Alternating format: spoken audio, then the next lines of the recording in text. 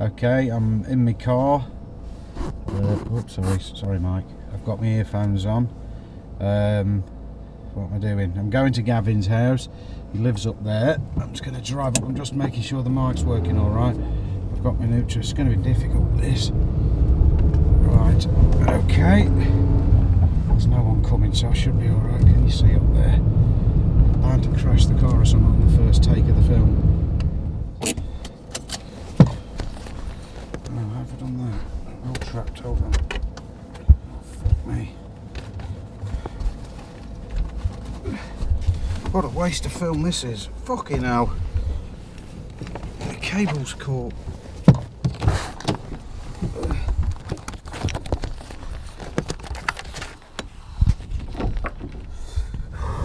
Okay.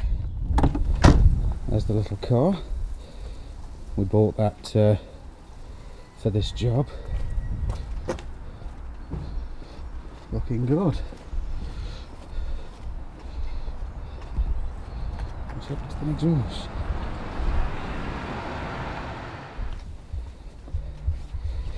Hasn't got a milk in yet.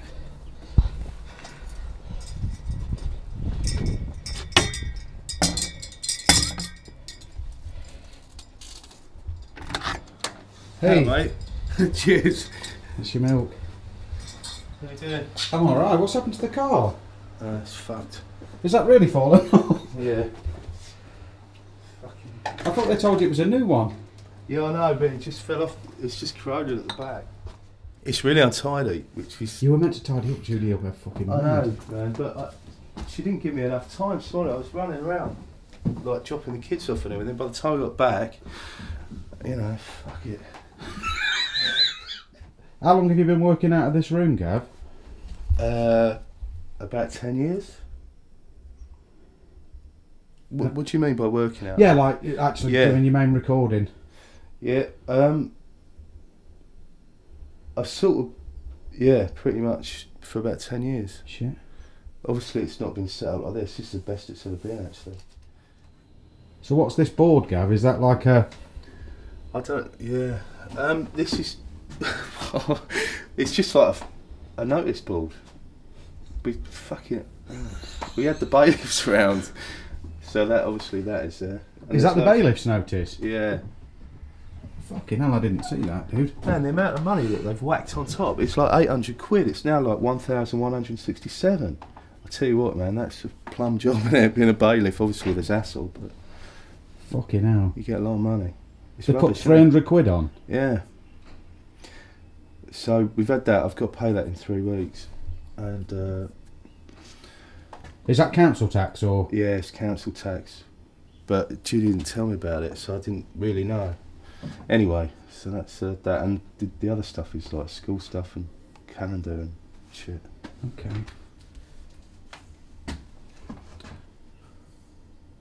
You can spark that up. Yeah, I can only smoke in the kitchen.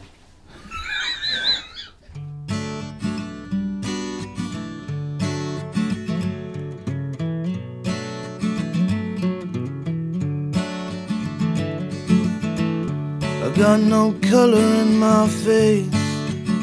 I'll get the pace. I'll get the pace. I got no touch, I got no taste. I'm laid to waste. I'm laid to waste. No, there'll never be another who roams away. You roam. I'm on my knees, I'm on my knees. It's raining stones. It's raining stones. Yeah. Right. This is your kitchen. This is the kitchen, which I've had time to tidy, well, sort of tidy up. Yeah, this is a different story, isn't it, in here? This is probably where I do a lot of writing, especially like with Clay Hill stuff and stuff that gets sent up. Yeah. Because I tend to just throw it. Not my own, not my own thing, that sort of. But it's where I write a lot of lyrics. What actually happened with Clay Hill? Because obviously this whole documentary, from my perspective, all came about from turning up the day that you had that phone call. We didn't sell any records, Right. basically. I think that's the long and short of it. And I just don't think the label had any money to keep it going, or they saw it as a sort of lost cause or whatever. I'm not sure really. So we made sort of. Well, we ended up doing sort of like 4 records with them, a couple of mini albums, a couple of albums. So it's probably the most productive because you've been signed twice, haven't you? yeah, I originally was Sunhouse, which didn't really last very long at all. It was like just under 2 years. Shit. Yeah, and we sort of got dropped, but we sort of got. We sort of got dropped because I sort of lost it really. Yeah. And I just, God man, I was in a really awful. It's just a complete nut job. I mean, this is the whole problem now. I feel really nervous and shaky and about doing a solo thing because I haven't got the confidence. It seems really weird, you know what I mean? Because I've made records and obviously I've done a lot of gigging and stuff like that, but I'm sort of deep in the core of me, I'm just a bit fucked up. I sort of split 50-50 between thinking I'm a complete twat and the other half thinks I'm fucking brilliant, you know, and it's sort of depending on how the day goes is depending on whether I can get up and do it, you know. Yeah. So yeah, if you just explain where this is all leading to, the idea that we've had about doing a gig in that living room. The idea really is to start off by doing a gig in my own front room. Yeah. And take it from there. And then start, instead of just sort of skip all the bullshit, do you know what I mean? Because I just can't take it anymore. It just does my fucking head in.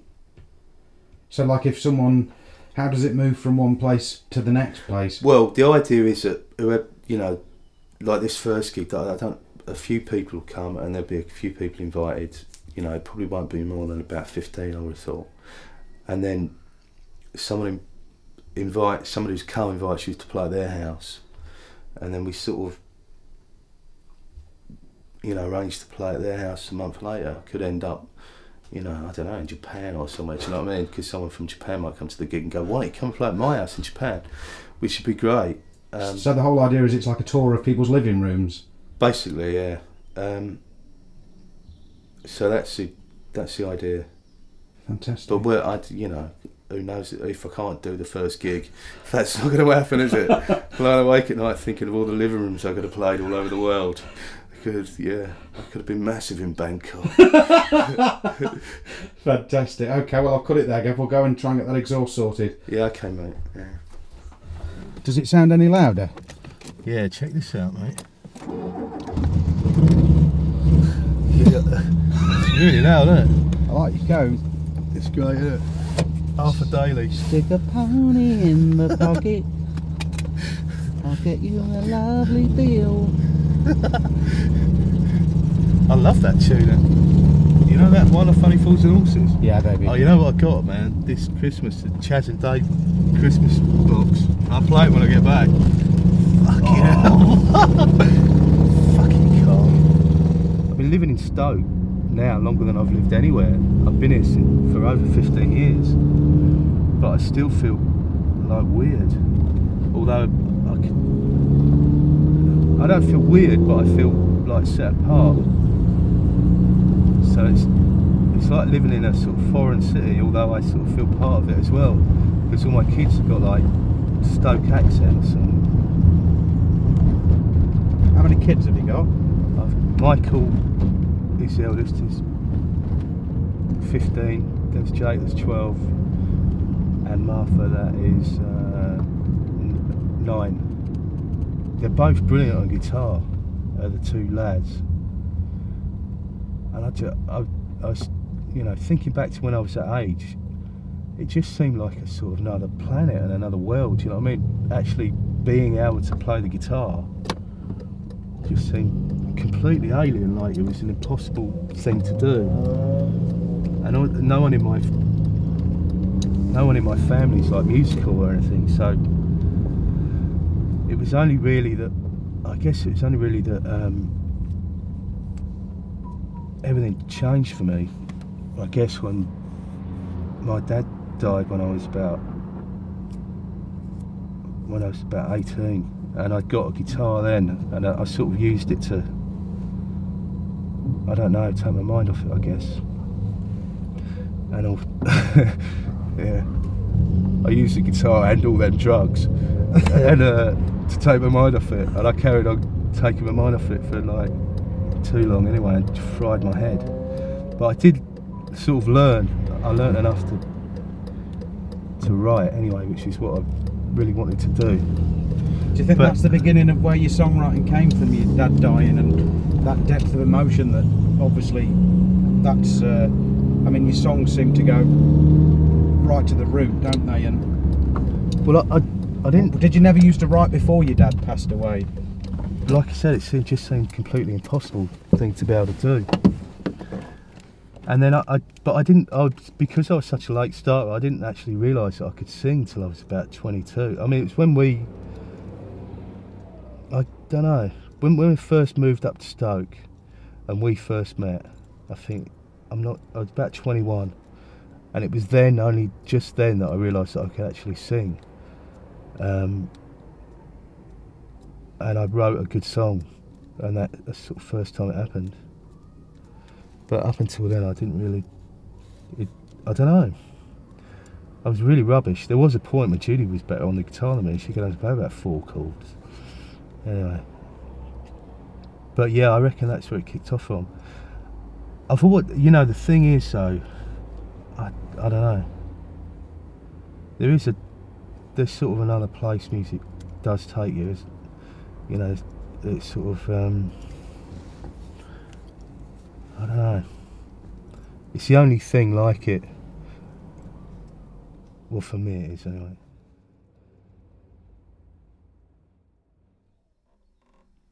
So how would you normally record? I mean, obviously you've got 3 kids and Judy. Do you record in the day or at night? And when I'm recording, getting ideas down, you know, I just have to do it. So there's loads of stuff with the kids having an argument and then people banging on the door and all that sort of shit. But you've got a lot, you know, all those sort of ideas that I laid down. Yeah. You've heard like loads of that sort of stuff. Otherwise, I just either have to, I need to make sure no one's upstairs, because any sort of movement upstairs just picks straight up. But as long as they're in that room there with the door shut and there's no sort of massive kick-offs or anything, I can get pretty quiet. But the best time is like, the problem is, right, it used to be, when the kids were a bit younger, it used to be night. But now that they're like, you know, Mike's 15, you know, he wants to stay up with me and watch, you know, Curb Your Enthusiasm, which doesn't start till 11, you know, so I'd have to be sort of like, oh yeah, up till 3 in the morning, and then up, you know, first thing making sandwiches, you know, so it doesn't really work out, so I just have to sort of, you know, hope for the best, really. And so the whole album is going to be recorded here. I mean, what's the basic setup for these recordings? Well, this is basically the setup. Just that mic. And there's, yeah, I mean, pretty much that's it. It's just making sure that it's just a level thing, really, and that's about it. Because it sounds really great. The mic sounds really good. It's not like a really expensive mic or anything. It's about 100 quid, but it just is good. It sounds sort of a bit rough and ready.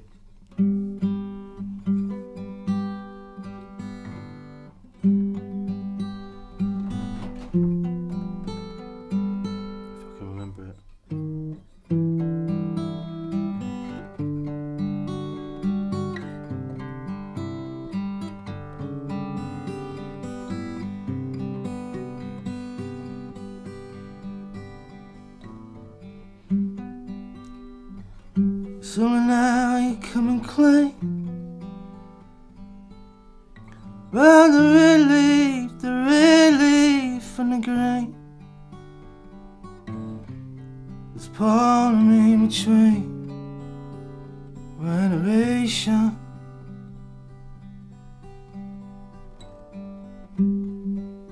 And on the road right, the moon is in the light. Red, I'm on the road, inspiration. You look away from the red leaf to gray. But I cut the figure of a fool. You look away from the old skies to the gray. 'Cause I cut the figure of a fool.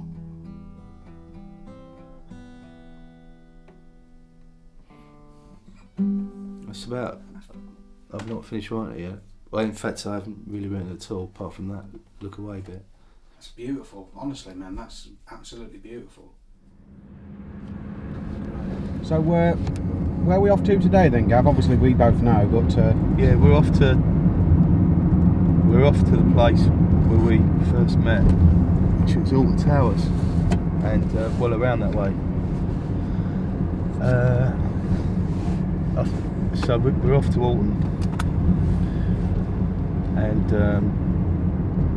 Cotton, I think it's called, where we sort of first, because people don't believe it, but we did actually, you know, used to work at Alton Towers, and that's how we sort of started hanging out together. what's your first memory of me? We ended up meeting at this party, like loads of people from Alton Towers went up to a party in Manchester, and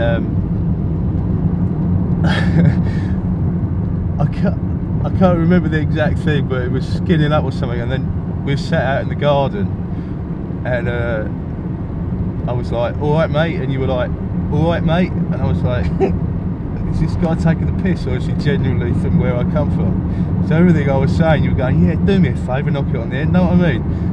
So, and then I sort of got it, and then it was really funny, and then at that moment it was like heart to heart, wasn't it? It was a friendship for life. We went to the garage, man, and it was just hysterical. I've had sort of happier moments, do you know what I mean, where I, you know, with like family or whatever like that, but there's long chunks of periods of time where I was really happy then. It was great. It was really, really simple. It was like my life was pretty much working doing the chips at Alton Towers, getting really mashed on hot knives, and living in a caravan, you know, and hanging around with you and just having the crack. I was in She Talks to Angels at the time, and I remember, as you do when you're 17 or whatever, think, you know, I'm going to conquer the world. And that was around the first time I ever saw you play one of your songs. I can't remember what song it was you played, but I remember it being in Midge Ogilvy's kitchen. He had that beautiful house, didn't he, up Highwood Road? Yeah, yeah. That was within that week, I think. And I mean, I've probably said it in the press a few times, but I remember that when I saw you play that time in that kitchen, I was like, you know, that was what basically made me decide that I was never going to be a musician. So it was probably the best thing that ever happened to me, to be honest. Yeah, it was right there. You see where that caravan is there? Yeah. That's where our van was. That was definitely where. Was it your mum's caravan? It was a mum's caravan, and it was. Fuck it, where am I going to put the car here? Pull up on there, Gav. Just on that bit of ground.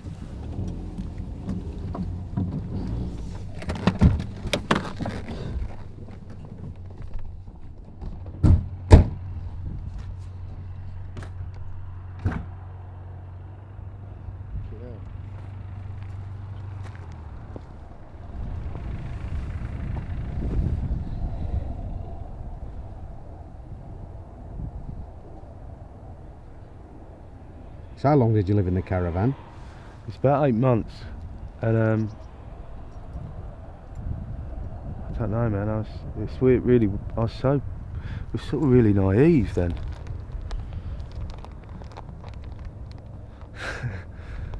Yeah. What age were you? 20? I was 21. But you know, I was sort of that emotionally. God, I don't know. I sort of seemed to feel older than I was. But looking back, I was just a knob. The worst thing was, right, I was a real twat. I didn't even realise it. Judy being pregnant, to me, was just like, oh, fucking hell, yeah, wicked. You know, just like, she's getting a bit, I don't know, it was like it wasn't really happening. She'd get a little bit of a bump and then it'd get a bit bigger. And but I remember I was such a lazy twat. We had her like a portaloo. She was fucking about 7 months pregnant. I used to just be sitting in the fucking caravan with the fucking hot lights going, getting really fucked, and I'd see her like walking up emptying the fucking toilet. Really fucking big. And I'd be like, oh, it's really good for her, man, she needs it for labour. Fucking what a twat.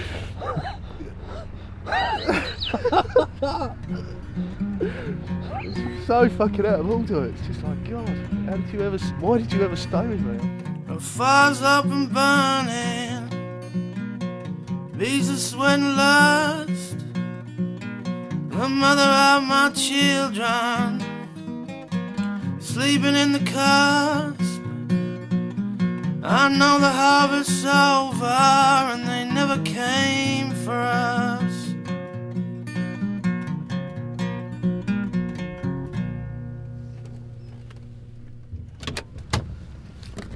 Nice one. That was quick. I know, man.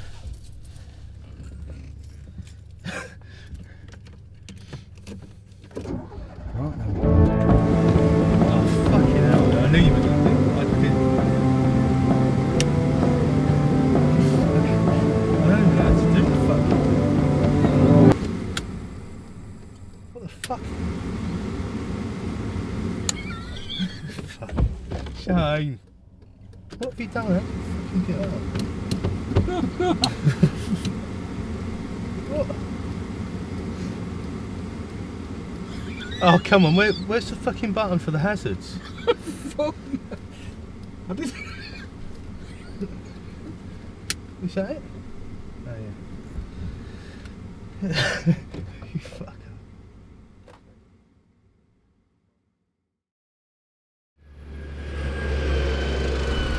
Where have you been? You alright? Yeah. I'm only about 2 minutes late, 10 minutes late. Come on in, sucker. Oh, shame. There's a coffee in here, mate. Thanks, mate. I know. It's fucking... You're on camera. I know, but I wasn't prepared. Was you not? No. You doing? Is that the same stuff you've been wearing? I'm doing the David Attenborough thing. Yeah. Like the David Attenborough of rock. Do you know what I'm saying? Is... To wear the same clothes all the time. Hold on. What's that noise, Ali? So that I always look. So that, yeah. Anyway, so the idea is, I don't know what the idea is really, but it just sort of saves me thinking about, I need to wear something different every day. Yeah. Well, and also it means we can cut the material together really easily because you'll always be in the same clothes. Yeah. So I've been wearing the same thing for about, I don't know, 3 weeks. Yeah. Well done. Yeah. There's your coffee, mate. Cheers, mate. Thanks. What are you going to drink? Oh, can you turn off? Yeah. Yeah, we're not doing very well today, are we, Gav? What, mentally, you mean? Yeah. No, well, it's been a bit. I'm not sure whether it's just the build-up for me, whether it's the build-up to doing this gig, but I just fucking have gone on alright. High anxiety. The last couple of days has just been a real nightmare. But I think now that we've set a date, and now that it's, I realise that it's just going to be me and a guitar, and I've never done it. That's what's set me off, and I just anyway. Sorry, man. No, it's good. So man. I'm It's all right. like a bit of a. I don't know. I guess I don't feel as relaxed as I have been feeling. It's not that what I think it's one of these. If you park in one of these spaces, it's somewhere here, mate. It's one of these. I mean, it might not be a studio anymore, but we can trek. Do you want to tell people why we're coming to the studio? What we're looking for? We're looking for reel-to-reel to run the recordings through, to give them a warm feel. So hopefully they're going to be able to sort us out. Right, video me now then, quick. Yeah, okay. So what happened then, Shay? When? Just a minute ago, the conversation, obviously we've not filmed it, but he's a big fan of your films, isn't Yeah, I've just managed. I mentioned Dead Man's Shoes, and he said that he liked it, and so we're going to be able to come back in a bit. He's just mixing down at the minute. Yeah. It's mixing down. Excellent. Yeah, baby. That's the little 4-track. Oh yeah, yeah. Oh, it's an old T-Hack, is it? Yeah. It's got a little mixing desk that comes with it. That's all right, Gavin. That's the sort of thing we're looking at, isn't it? Like, because these aren't that expensive, are they? These sorts of things. No, that's great. No. Mate. So, what's going to be the damage then, Paul? What we're looking at? It's going to be best to cut down price, because this thing's on a tight budget. I'd let you have that for 15 quid. 15? Yeah. Oh, that's amazing. That's the best look ever, isn't it? That is unbelievable. I've been looking on the internet for about a week and a half, and then we come to one place in Burton. I know, thanks mate, cheers. Yeah. Isn't that incredible? It's absolutely amazing, mate. I wish I wasn't on it, but there you go. No, you look wicked. I've just started training like so. Very photogenic. Really? Dirts your arm, doesn't it? It really, my arm is back. Can you imagine how I was when I did that 14-minute take in the kitchen? Yeah. Yeah. Am I even on that? Like 20 minutes. Yeah, that's since we started. Oh, right. Don't get me going. Anyway, it's not longer than mine. Where's it? Oh, please, mate. Yeah, hold that. Just tell me how to press. Fucking. Hailing the streets of sorrow, a view below. I watch you button up your coat, turn your collar and then go.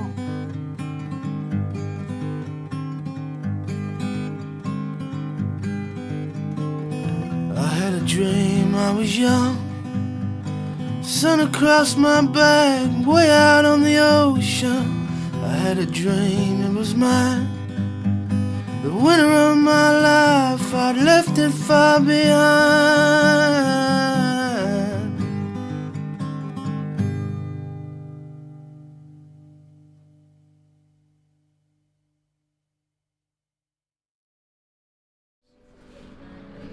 Hey, brain cake. Hey. Hey, mate. Hey, it's the boys. Go on. Go on, you alright?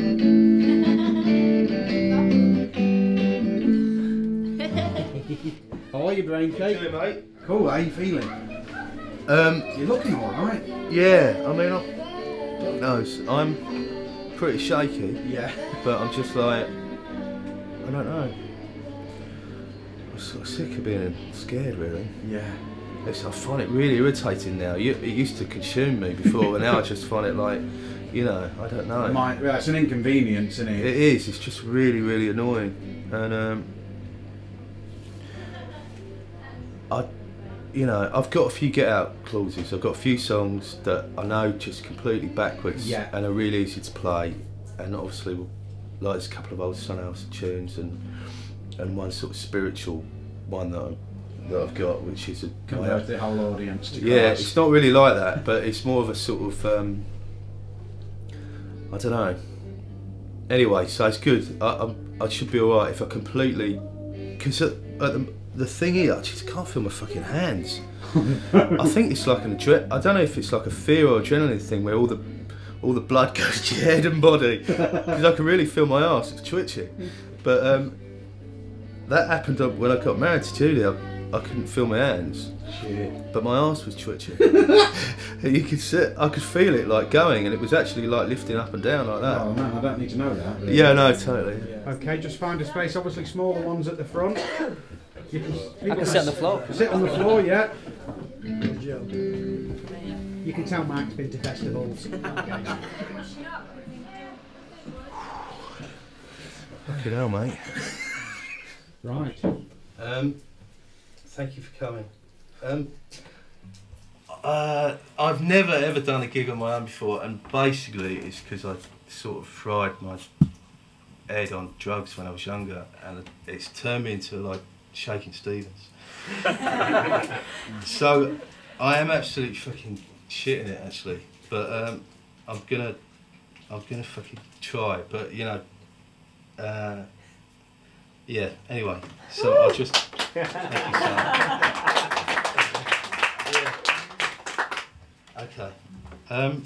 So I'm going. The problem is, what happens, right, is I can't actually. I get nervous and I can sort of sing and everything, but I can't feel my hands, so it's difficult to play. But I'm going to try. So you'll have to bear with me. After a few tunes, I should be all right.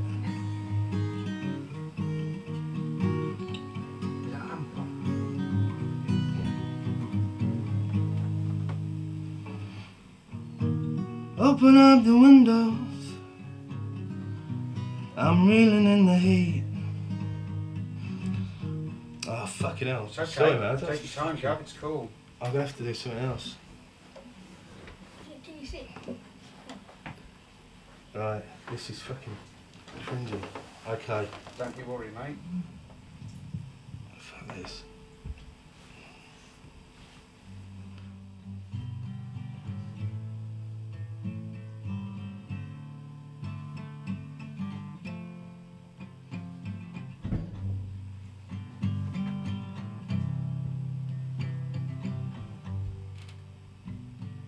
The city lights flick to display.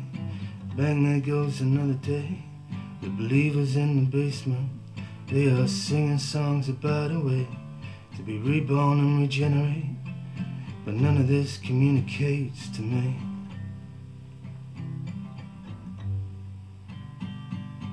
Up here on the second floor, I've forgotten what I'm waiting for.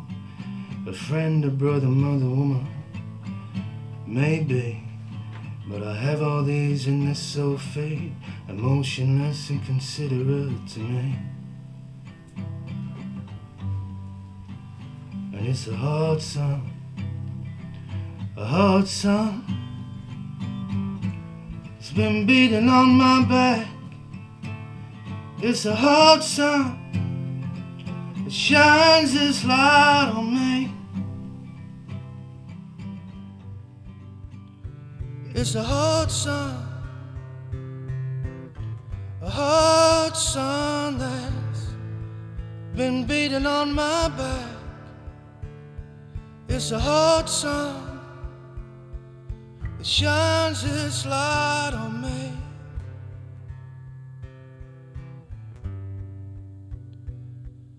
The silver clock chimes off again, reminds me of my childhood pain and the burden that was lifted when I made it to the city.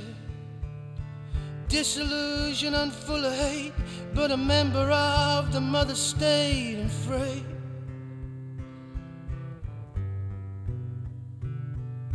At empty walls I sit and stare, I sense a feeling in the air.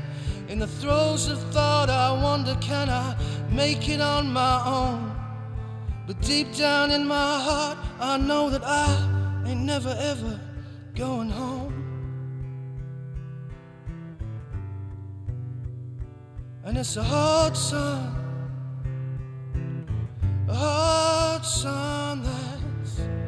that's been beating on my back. It's a hard sun. It shines its light on me.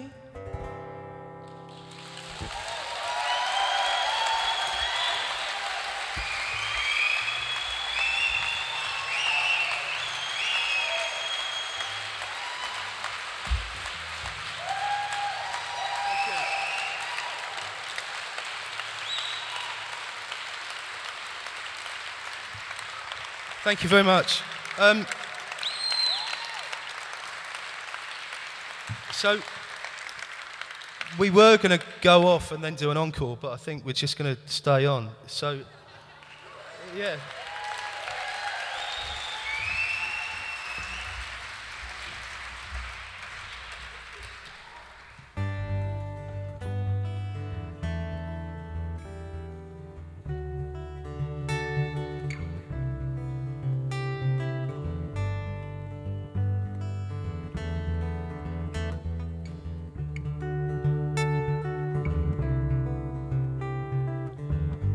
then there weren't no limit. Back then there weren't no swerve. The earth was ours and all that's in it,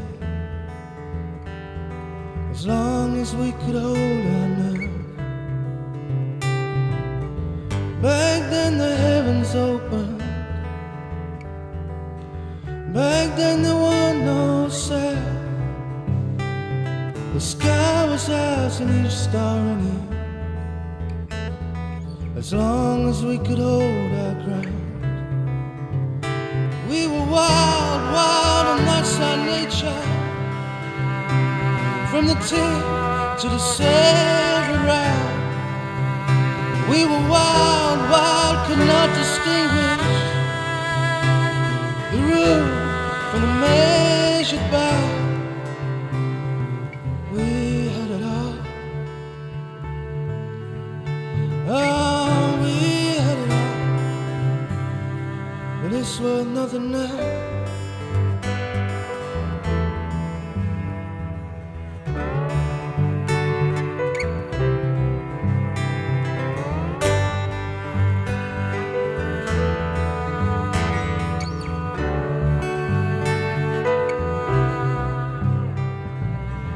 Back then a fortune rolled in, plastic but it felt like coin. The earth was ours and all it offered, and every single star was joined. We were wild, wild, and that's our nature. From the tip to the seven round. We were wild, wild, could not distinguish the marks from the wavered bow. We had it all. Oh, we had it all. But it's worth nothing now.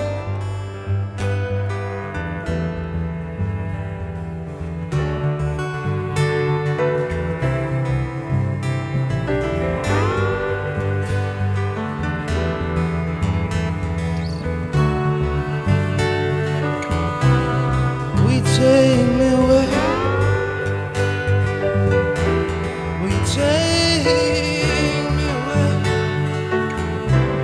Will you take me away? Will you take me away?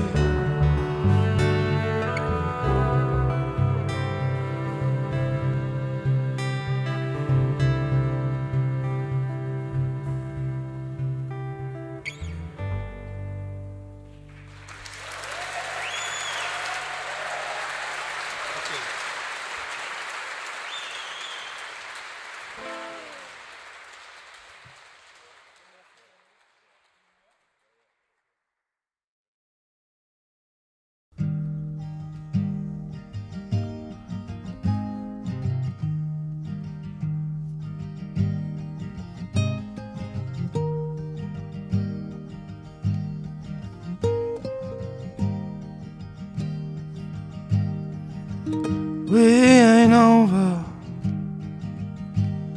the worst of it yet. There's a whole lot of faces and places I'm trying to forget. I haven't found yet my groove in the world. He'd have flung stars into space, he ain't likely to tell. One day I'll figure where I can relate, and I'll lose my Bermondsey stutter before it's too late.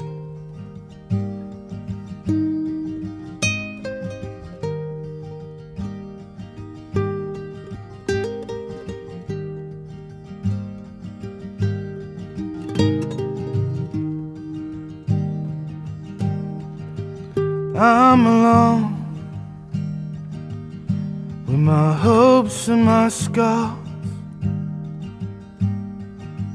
There are 5 points to life, but I can't recall what they are. I've traveled far, I've built my own cage. If I trace a rainbow with my fingertip, I'm saved. One day I'll figure a way to escape, and I'll lose my burnings, they stutter before it's too late.